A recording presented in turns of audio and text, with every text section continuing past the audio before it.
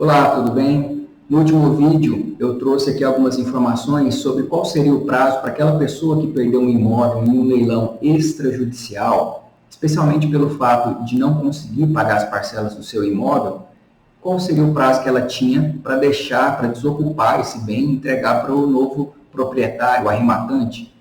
Bom, no vídeo eu tratei sobre isso, tratei sobre outras questões, como taxa de ocupação também, o que é, qual que é o valor, como pode ser cobrada, e também surgiram algumas dúvidas sobre qual seria o prazo, então, para que alguém que perdesse o imóvel em leilão judicial saísse daquele imóvel e entregasse ele para o novo arrematante. Bom, essa pergunta ela é muito importante, ela é pertinente, porque realmente existe diferença entre os procedimentos. No leilão extrajudicial, a gente vai ter um procedimento próprio, um prazo próprio, mas no leilão judicial também existe uma regra específica. E quando a gente fala de leilão judicial de um imóvel, isso pode ocorrer por vários e vários motivos.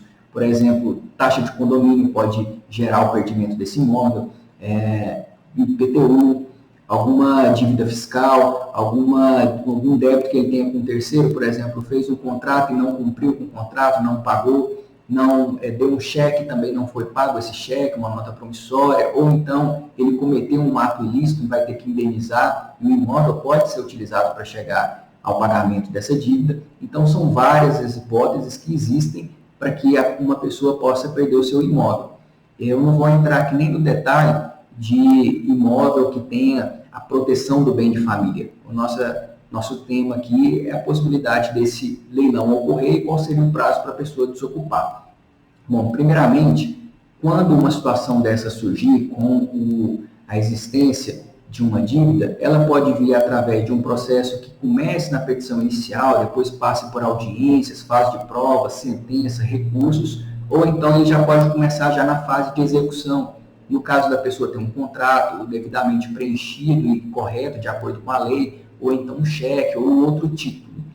Isso vai fazer com que chegue um certo momento no processo que vai ser procurado os bens do devedor. Pode ser procurado, por exemplo, o dinheiro, que é preferencialmente na ordem, o primeiro bem que é buscado pelo credor. Se não for encontrado, ele pode pedir algumas medidas judiciais para bloquear outro patrimônio, inclusive imóvel. Se ocorrer a penhora desse imóvel e ele for levado a leilão, vai haver uma disputa ali de lance, se comparecerem pessoas com intenção de comprá-lo. E quem der o valor mínimo ali para atingir esse lance, ou então se houver uma disputa, se a pessoa conseguir com um lance maior ultrapassar o outro concorrente, ele vai levar esse imóvel. E aí quando isso ocorrer, quando ele se sagrar vencedor, vai ser feito um auto de arrematação.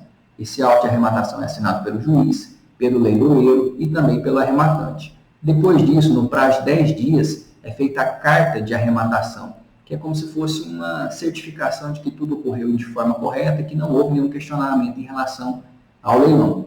E aí, depois disso, é feita a emissão do mandado de emissão na posse.